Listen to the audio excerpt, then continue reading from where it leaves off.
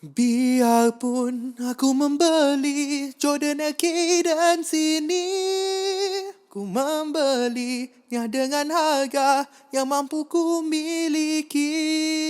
Engkau beli? Kenapa kau beli? Ikut suka hati, akulah sebenarnya aku tak mampu yang satu lagi. Sebenarnya aku tak mampu yang satu lagi.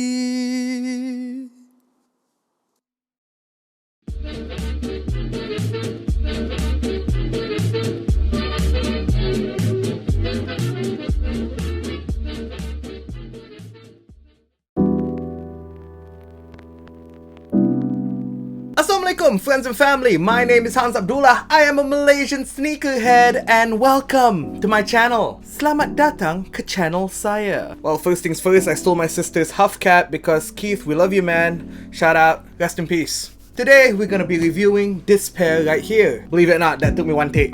That only took me one take. Man, I'm good.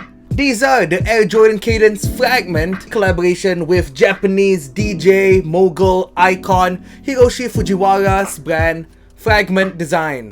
The Jordan Cadence itself is a brand new silhouette that debuted in July of this year, I think, July 2020. And the thing is, because this is a new silhouette, I find that there's a little bit of a problem that I should address. And the thing is, this is a collaboration shoe. This particular shoe right here is a collaboration of the Air Jordan Cadence with the Fragment brand. And the thing about collaboration shoes is, they usually change it up from the original silhouette. They like to tweak a few things lah, just to make it special for collaborations. And the problem is, I do not know how the original Air Jordan Cadence looks like. So when I review this shoe, I don't know which part of all this is available on other Jordan Cadences and which one is only for this silhouette. I'm afraid I say some things and people go, yeah, but the original shoe got that also. but I did not know that because I don't know much about the Air Jordan Cadence at all. It just came out this year. So I'm gonna review this without taking into account other Air Jordan Cadences.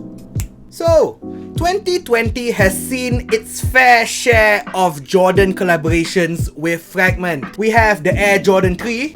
I have the Air Jordan 3. We have the Air Jordan 3, the Air Jordan 34 that never got released and is only a sample as of right now, and the upcoming Jordan 35, which is going to come out sometime in the end of October, I think. And finally, we have this pair right here, the stepchild, the one that people don't really talk about, the anak angkat, the Air Jordan Cadence. So the Cadence is supposed to be a lifestyle shoe, I think. You're supposed to wear it every day, you know, for normal everyday wear, not for performance basketball. In my opinion, just from looking at it firsthand, I think the Jordan Air Cadence is the best looking Jordan Fragment collaboration of this year, followed by the upcoming Jordan 35. That is just fuego. Mamma mia. Why did I go Italian? Hiroshi is Japanese. Look at the size of this shoe. Look. You see, I purposely bought the big one so that all of you can see all the beautiful details. Thank me later. No lah, actually I bought the wrong size. I want a full size up. I usually wear a size 12. This is a size 13.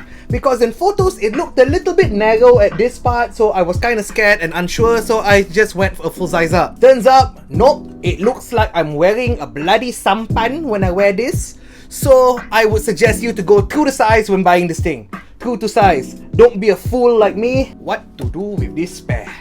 The shoe is mostly 50 Shades of Grey. Kapa! That's my whip sound. Kapa! I never watched 50 Shades of Grey. I think got whip inside lah, I don't know. Mostly grey with black speckles on the midsole at this part here. You can find here on the ankle part of the shoe, barely visible, Fragment Design's iconic twin thunderbolt logo. You can also find it here on the tongue as well as on the insole of the shoe. The pull tab has Fragment written on it, and on the midsole portion here where the black speckles are, you have this gibberish that is identical to the gibberish on the Air Jordan 3. Actually, is it the same? Different. It's different gibberish, but it's still gibberish. I don't understand what they're trying to tell me. They're supposed to lead me to buried treasure or what? It is worth noting, however, that the nonsense written on the midsole here is not simply printed onto the shoe like the Jordan 3. You see the Jordan 3 is printed on. Very lame. But on the Jordan Air Cadence, it's kind of indented. It's depressed into the shoe. So there is a little bit of a texture when you run your finger through it, which is nice. It's a nice detail. They didn't have to do that. They could have just printed it on like the Jordan 3. But this one, they have a little bit of texture. Very, very good job. The logos on the insole is also in white, whereas on the Jordan 3, it's in black. Cannot see now, but it's in black. Can see a bit. Boom. There are hints of reflective material used on the upper of the Jordan Air Jordan Cadence.